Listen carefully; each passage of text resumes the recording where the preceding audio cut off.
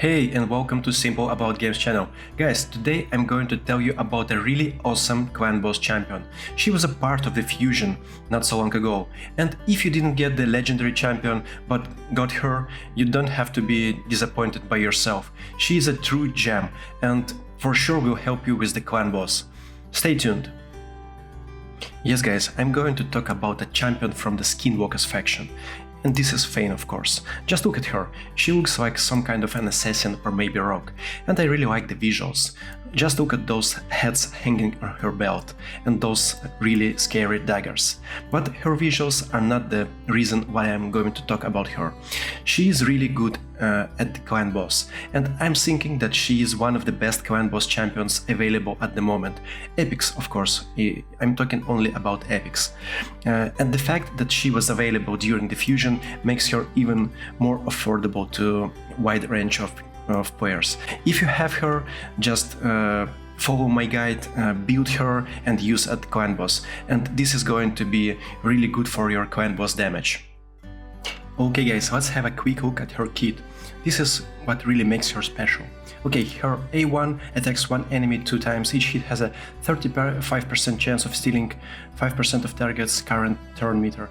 To be honest, it can be bumped up to 50%, but this is not the ability which makes her special. It might be situationally good when you're using her, for example, in faction wars or maybe in some dungeons or something like that, but this is not her primary role.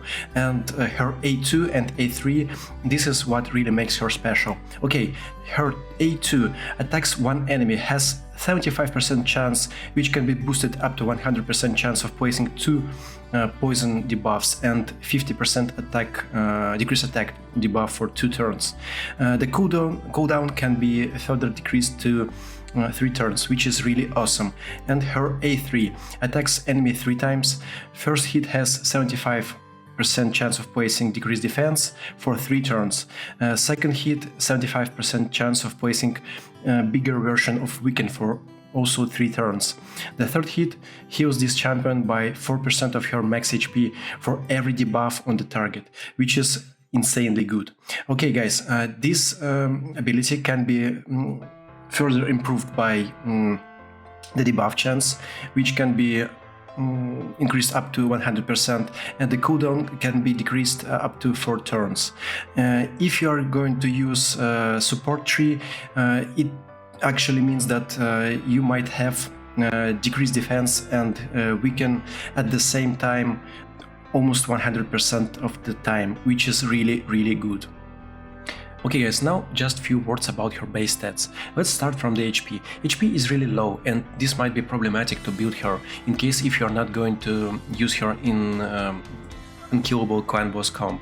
So you might have to sacrifice some of her attack stats in order to get additional HP to make her survive longer. Her defense level is also quite low, but I really think that she was built with only purpose. She was built with purpose to be a key damager in unkillable clan boss comp. And just look at her attack level. Her base attack is just incredibly big. It's more than a majority of epics. It's even more than such incredible legendary champions as Dracomorph, Lord Charizard and others have. I think it's one of the highest base attacks in the game at the moment. And also she has a quite good speed level of 99, so you might be able to build her with a decent speed. Rest stats are kind of standard, and she just has a little small feature. She has some resist built in. To be honest, many of champions at the moment have the same. So enough about her base stats and let's see her gear. Okay guys, as you can see, the majority of sets I have on her are speed sets, and one more set is crew to get some additional attack and ignore of enemy defense. The reason is really simple. The only purpose why I've built her was that I needed a really good clan boss champion. I needed an all-in-one multi-tool for my unkillable 2-to-1 ratio comp. So my purpose was to give her as much of attack as possible.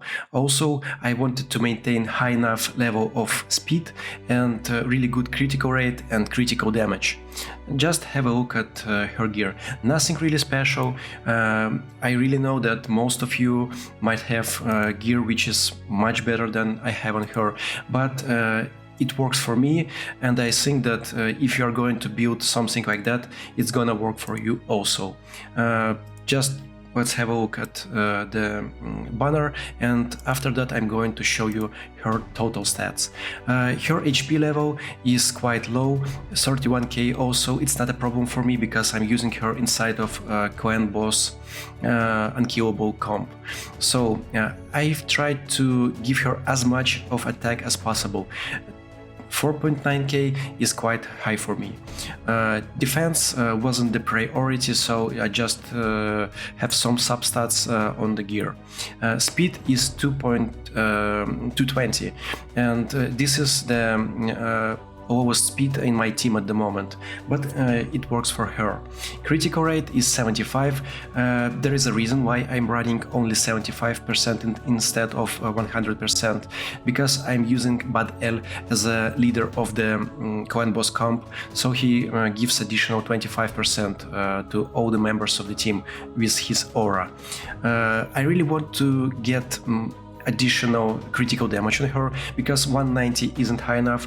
I'd prefer at least 220 or even maybe 240, as some of the guys who are using her on clan boss also have. And I needed a high enough level of accuracy of 243 to be able to land her debuffs consistently. So guys, enough of talks, let's see her in action.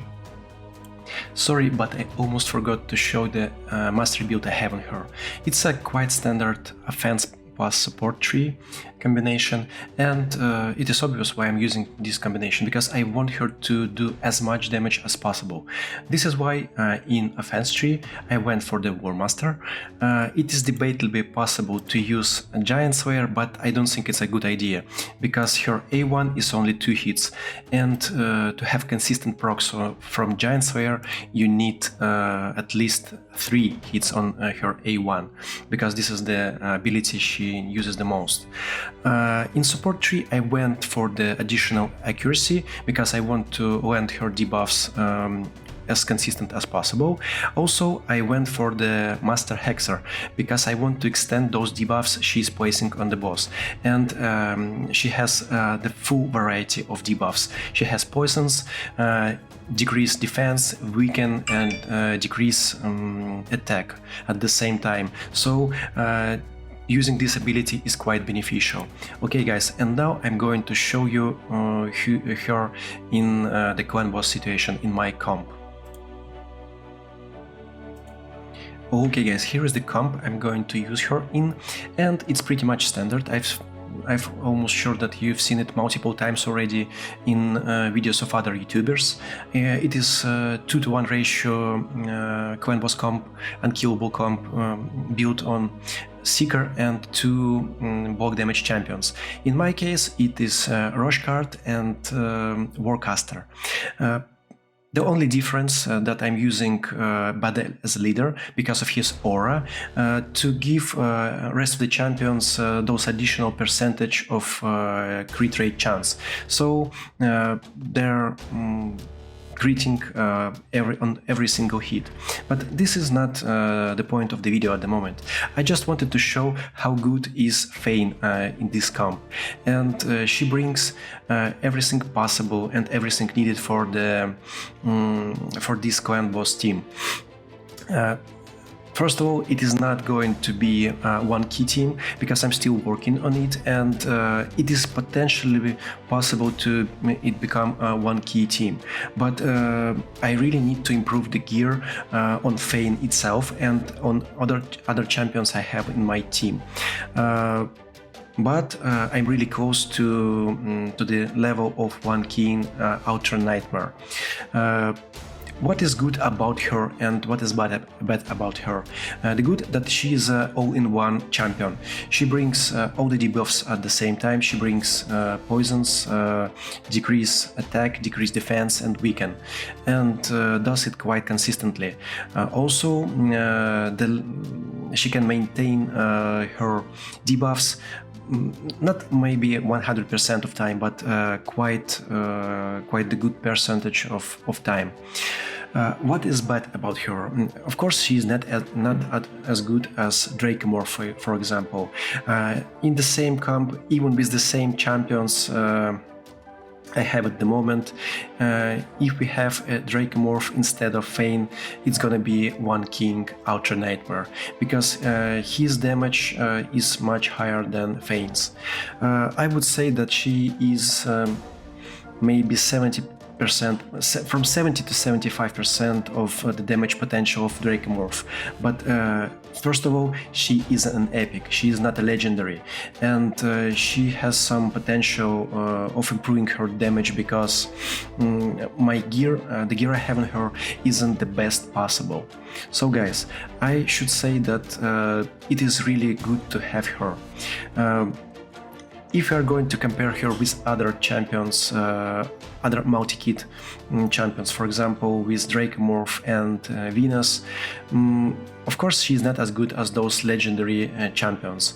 And if you want some kind of tier of such champions, I would place her on the place number 3. First place is of course Dracomorph, second place is Venus, and she is going to be right after them, because in a good combination with other champions, with good enough gear, it is possible to have damage enough to one key Ultra Nightmare on Void and on some other affinities, in case if she isn't going to be the target of the stuns.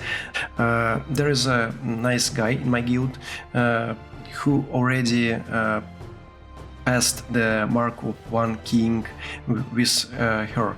The stats he has on his Fayne is quite the same, with only a major difference. He is not using speed sets, he is not using attack sets, he is using Relentless. He wants her A1 to have additional chance of proccing A1. So in case if you have good enough Relentless set, there is this is the way of going for her. And as you are going to see at the end of this video, the damage I have on her is quite good, but not the best possible. Okay guys, here is the result of the run you've seen in front of you. Fayne did incredibly well. We see 25.4 million damage from her and 62 million of overall damage. But this is not the highest one I've did.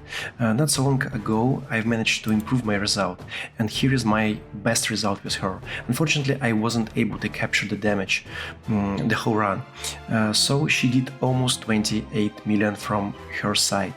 As I said, one of my guildies, No Time to Blink, also known as Garian, he has even better results, and you can see his damage. He's using Septimus to extend the debuffs, but his Fayne does 34 million of damage, and this is consistent 1 key damage, 1 key Ultra Nightmare. So thanks to him for the idea to use her, first of all, and actually he was using the same comp as me. Before he was using Bad L in place of Septimus, but he found that Septimus performs better. So guys, if you like the video, if you like what you've seen, please subscribe to my channel, and see you in one of the next videos. Bye bye.